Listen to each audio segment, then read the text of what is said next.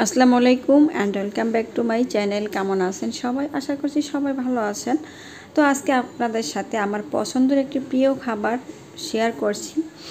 আমি কিন্তু কাসকি মাছ বা ছোটো মাছ খেতে ভীষণ পছন্দ করি। হাতে মেখে কিভাবে আমি অল্প সময়ে এই মজাদার কাসকি মাছ রান্না করে থাকি আপনাদের সাথে সেটা শেয়ার করছি। যারা একদমই নতুন রান্না করতে চাচ্ছেন বা ঝটপট রান্নাটা করতে চান তাদের জন্য এই রেসিপিটা আশা করছি অনেক কাজে আসবে। চলুন অল্প সময়ে কিভাবে কাসকি মাছ আপনারা হাতে মেখে রান্না করতে পারেন সেটাই শেয়ার করব। তো এখানে প্রথমে আমি যে কড়াইতে রান্নাটা করব সেটা নিয়ে নিলাম।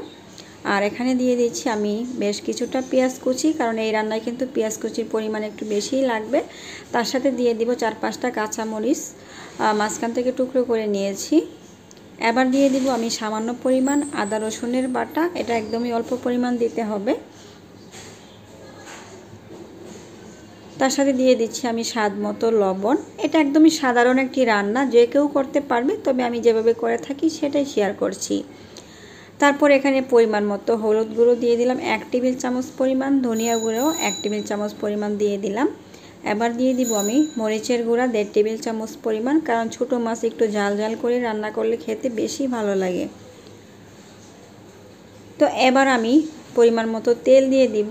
এই মাছ রান্নায় কিন্তু তেলের পরিমাণও একটু বেশি পরিমাণই লাগবে অন্য যে কোনো রান্নার থেকে, যেহেতু এটা হাতে মেখে রান্না করব। এবার আমি হাত দিয়ে সবগুলো মশলা একসাথে পেঁয়াজের সাথে ভালোভাবে মাখিয়ে নিব। এটা মাখানোর সময় মনে হবে যে রান্নাটা খেতে কিন্তু অনেক বেশি মজা হবে।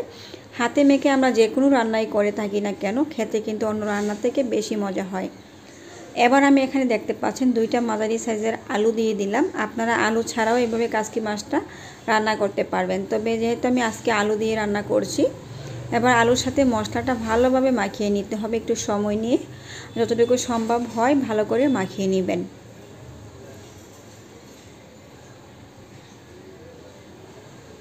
তো যখন এরকম মাখানো হয়ে যাবে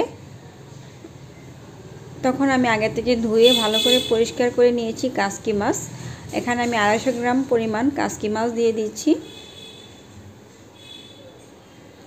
এবার আলতো হাতে কিন্তু এবার মাখিয়ে নিতে হবে। এবার খুব বেশি চাপাচাপি করা যাবে না, কারণ কাসকি মাছ কিন্তু অন্য যে কোনো মাছ থেকে একটু নরম হয়।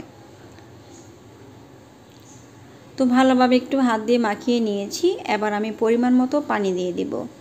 আশা করছি এইভাবে রান্নাটা হয়তো অনেকেই করে থাকেন। আর অনেকে মনে করতে পারেন যে কাসকি মাছের একটা রেসিপি, সেটাও আবার শেয়ার করতে হয় নাকি। তবে আমার যেই নতুন আপুরা রান্না করে তাদের জন্য কিন্তু এই রেসিপিটা খুবই কঠিন মনে হয়। তো এবার চুলায় বসিয়ে রান্না করব 10 মিনিট। তো 10 মিনিট পর আমি এটাকে কিন্তু এখনও কোনোভাবেই চামচ দিয়ে নাড়া দেই নাই, একটু পরপর কড়াইটা ধরে ঝাঁকিয়ে দিয়েছি আর নেড়ে দিয়েছি।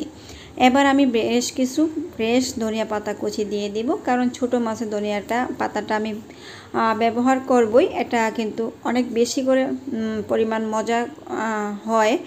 অবশ্যই আপনারা কিন্তু ধনিয়া পাতাটা দেওয়ার চেষ্টা করবেন রান্নার একদম শেষের দিকে। তো দেখতে পাচ্ছেন এবার আমি একটু আলতো হাতে নেড়ে দিচ্ছি। একটা কাসকি মাছও কিন্তু ভেঙে যায়নি, আর আলুগুলো খুব সুন্দরভাবে সিদ্ধ হয়েছে। ঝোলটা আরেকটু কমে যাবে, আর এই রান্নাটা আমি একটু ঝোল করেই করব, তবে এতটা ঝোল রাখবো না, আর একটু কমিয়ে নিব।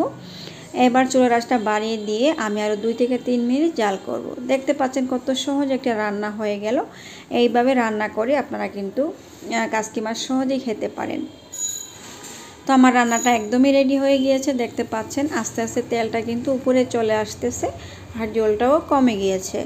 তো যারা যারা এইভাবে রান্নাটা করে থাকেন কাসকি মাছ, অবশ্যই আমাকে কমেন্ট করে জানাবেন। আর আমার রেসিপি যদি ভালো লাগে অবশ্যই আমার চ্যানেল সাবস্ক্রাইব করবেন, আর ভিডিওতে লাইক করতে ভুলবেন না। ভালো থাকবেন সবাই, সুস্থ থাকবেন। আজকের মতো বিদায় নিব। মজাদার রেসিপি কেমন লাগলো অবশ্যই জানাবেন। আল্লাহ হাফেজ সবাইকে।